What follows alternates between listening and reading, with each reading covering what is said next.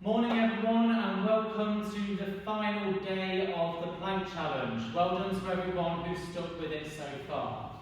Now today it's going to be quite challenging because we're going to do some adaptations to our static side plank that we introduced yesterday.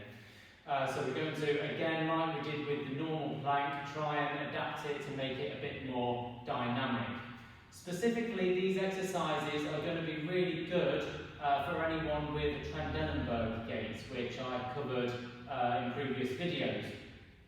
Just to recap what a Trendelenburg Gait is, if I was to stand on my my left leg, and my right hip was to drop down, then that would be an example of a lack of contralateral stability on my right side. So therefore, it would be a sign that I'm lacking strength in my left glute medius and my right oblique muscles in order to create that seesaw effect to pick that pelvis up like that. Now, more often than not, when people do have a Trendelenburg Gait, it happens on one side more than the other. And the exercises that I'm going to cover today are going to be perfect in order to target that weak side. Particularly the ones later in the second half of the video that I'm going to go through, because that's going to be an example of an exercise which is going to target the glute medius on one side and the oblique muscles on the other. So I'm going to be doing this on my right side. So that side will obviously be the way around which I'm targeting it. So my right obliques and my left glute medius. But of course, you can switch it round.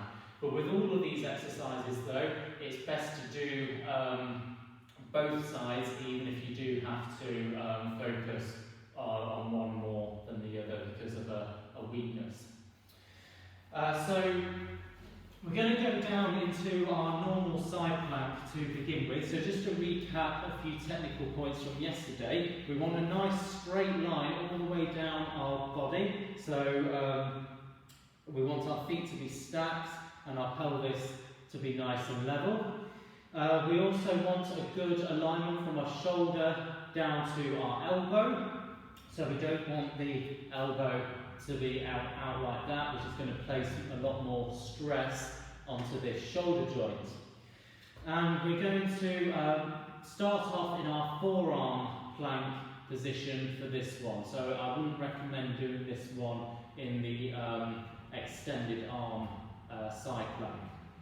So we're going to go up into that plank, and again we want to make sure that for the most part, if we're just statically holding it, then we want to make sure that this pelvis stays level and we're not going to drop down like that. However, on this first adaptation that we're going to do, we are going to bend that rule very slightly, because we are going to deliberately drop our hip to do what we call an oblique sit-up. Now, the difference being, of course, is that usually when people drop their hips, it's because of fatigue and it's because of a lack of stability and control. However, in this case, we're going to do it deliberately with control. So that's the difference, because we're going to, as we lower down, we're going to be lengthening through these oblique muscles, which is going to create a lengthening contraction through the obliques to give a better training effect. So that's what we know as an eccentric contraction. So we're going to go up, and we can put our fingers on our temple like that, so our elbow is up in the air, and we're just going to gradually lower down, as I mentioned, and then as our hip gets near to the floor, we're going to pull back up and do that shortening contraction, that concentric contraction on the way up. So we're going to lengthen on the way down, shorten on the way up. Okay, so if we try and do a few of these, if we get to the point where we can't quite pick ourselves up again and we can only get back sort of halfway, then that's a sign that we're starting to fail. So if we start sort of doing this, then it's probably no good that we're doing that, okay? Because that's a sign that our hip again is lowering because of a lack of control. In which case we should either just go back to our static side plank position and hold that, or if we are still struggling, then we should just stop the exercise altogether. So that's our first adaptation. If you wanted to do a bit of the oblique sit-up, but do it in a bit of an easier way, then you can do a half side plank position like we did yesterday. So we're bending our bottom knee and our lower leg is going behind us. We'll go up into this position again, which is obviously much easier. And then of course we can lower the hip down. But of course it's probably a bit counterproductive doing this in the sense that we're actually adapting the exercise to be easier in order to do a harder option. So it's probably better that we just stick with our static side plank exercise, but doing the full side plank like that, if that makes sense. Now we're going to move on to the exercise which is particularly relevant for those with a Trendelenburg Gait. So as I mentioned, I'm using the example laying on my right side, where to stop my right hip from dropping down, I'm contracting my right oblique muscles and my left glute medius muscle. So we're going to go back up into either our forearm or straight arm side plank. And then instead of just holding it, what we're going to do is we're going to lift the leg up like that. So we're going to lift up and down as we go. Again, we need to make sure that this hip doesn't drop down. And then if we want to make it harder still, then what we can do is we can lift up and then put the leg back like that. So we're going to go up, back, forward, down with the leg. Up, back, forward, down. Now of course if you've got tight hip flexors, then you might find that you can't get this leg back very far because of the restriction just here. If that's the case, then just a little bit of a movement is better than no movement at all. Okay, so just stick with doing that small movement, or just stick with lifting the leg up like so. It really doesn't matter. Because if you try and force your leg back when you've got tight hip flexors, you're just going to throw yourself off balance because you'll end up disrupting your ability to stabilise yourself, and that pelvis is just going to roll right back.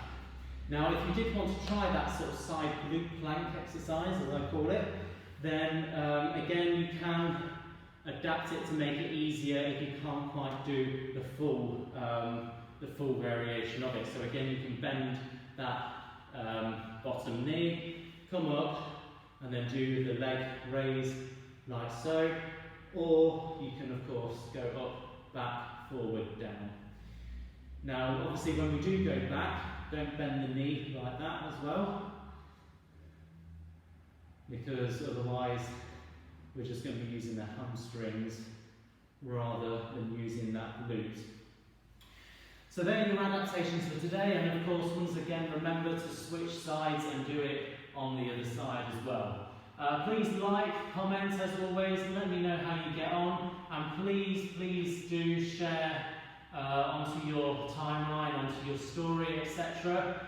Just to reach as many people as we can, get as many people motivated as we can, but also to help my business as well, because of course I can't practice at the minute. I'm taking a huge financial hit now, so it would be great if at the very least I can expand my social media, so I'll come back a bit stronger when I'm able to. And just a final word really on the planks themselves. I've obviously over this week introduced you to a lot of different exercises. So you've got that in the back now, you've got that in your repertoire to keep coming back to. If you just do the 7-day plank challenge and then leave it at that, then of course you're just going to lose all the benefit that you gained. So it's important to do it little and often all the while, in order to improve our ability. I mentioned in day one that often people aren't as good at the plank as they arguably should be, but the only way we're going to get better at it is to practice at it. You can't expect to be good at something that you never practiced. So please do it little and often, and I think from the length of some of these videos, from the length of time that you've been able to hold them for, you'll know that actually they don't take up a lot of time. So they are very easy to fit into your routine as well. So please do try and keep it up a little bit as your strength and conditioning that you should be doing by habit. If anyone's got any questions, please let me know, and I'll hope to see you all again soon.